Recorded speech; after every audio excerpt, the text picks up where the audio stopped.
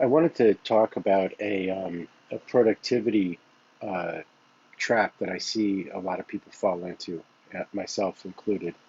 And it's one of these things that it's easy to get caught up in, and it can be tricky to notice. Um, and it goes a little like this. Um, you may have a request like, I want to be more productive, or I want to get more done, and I think that's a great pursuit, and it sounds really good. And if you ask yourself, okay, why do I want to do that? When I ask myself that, or when I ask my clients, a lot of people say, well, I'm so busy that I need to be able to get more things done so that I can be less busy. And so that sounds good. And so when you think about it, the real goal is to be somewhat less busy. Um, and but the trap is that very often, as soon as someone gets more busy, I'm sorry, as soon as somebody is able to accomplish more, like maybe they learn a new productivity tip, or they organize their work a little bit differently. So now they're 20% more productive. So ostensibly, they might save an hour a day, which is huge. What most people do is they then take on more work, and the person who's taking on more work may not be aware of the one who wants to go quicker so they can have a little free time. And I see this cycle repeat again and again and again. It's like you're trying to stuff more into the sausage, but the sausage only has a certain capacity. So if you get busier and make more room, and if you let more come into the system, you'll never achieve what you want, which is to have a little more free time. And so that's the trap, and they may be taking it on. It may seem that somebody else may be putting the work on you. Um, so for example, if you start achieving more in your job, uh, an astute manager will notice that you're able to handle more and will give you more work. In fact, I think without any ill will, most managers will load a person to the point where they're just at the edge of failure. I call it loading to failure, basically. They'll notice when somebody is starting to drop the ball, and maybe they'll realize, okay, this is the capacity that this person can handle. But it's your job to let your manager know that, okay, I'm at capacity, or I'm beginning to hit capacity. And so the only answer is to take in less work, or to learn how to delegate, but basically the interaction between you and your manager is what sort of holds that doorway of adding more work. Now, so that might be a negotiation between you and your boss. For many of us, it's the negotiation with ourselves. It's like, are we willing to say, this is the amount of time that I'm working, and that last hour or whatever amount of time, free time you're going to give yourself, is something that you protect. So one thing that I suggest people do when they want to get more productive and they want to have free time, I recommend that you schedule the free time first, so that you're adjusting the size of your container that you're going to cram as much work as you want into. Um,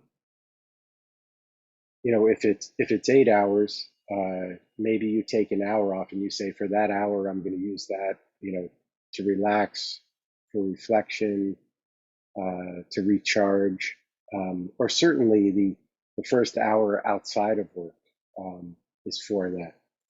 And so as you're getting more productive, you're also getting vigilant about not taking on more work. Now, again, for many of us, the boss that's piling more work on is ourselves. We're the ones who are uh, taking on more work without really noticing it. And if you do that, then you'll never get to that point of feeling like, oh wow, I'm actually more efficient and I'm getting more done. So one thing I like to do is I like to hold off on adding more tasks to my day until I've had a moment to really reflect and appreciate and acknowledge that I've gotten more efficient. Like if I'm able to get what used to take me an hour down to a half hour, I want to take a moment to really acknowledge that and appreciate that and enjoy it for a while before I say, okay, what am I going to jam into that extra half hour that I just earned? Um, so keep in mind the container of time that you're using to sort of benchmark, and then as you free up time, uh, decide whether you want to add more, or in this case, the original request was I want to be more efficient, more productive, so I can have free time. Um, and so the real goal there is free time. And you may ask yourself, free time for what? And instead of delaying whatever that what is, go for that first and then let the work fill in whatever time is left. Um, what I find is that most people these days are already at capacity. So it's a natural tendency. We will fill our time. I'm forgetting the name of this law, but there's sort of not a law, a principle that says, work will expand to the amount of time we give ourselves for it. So if you give yourself 4 hours, you'll take 4 hours. If you give yourself 2 hours, you'll get it done in two.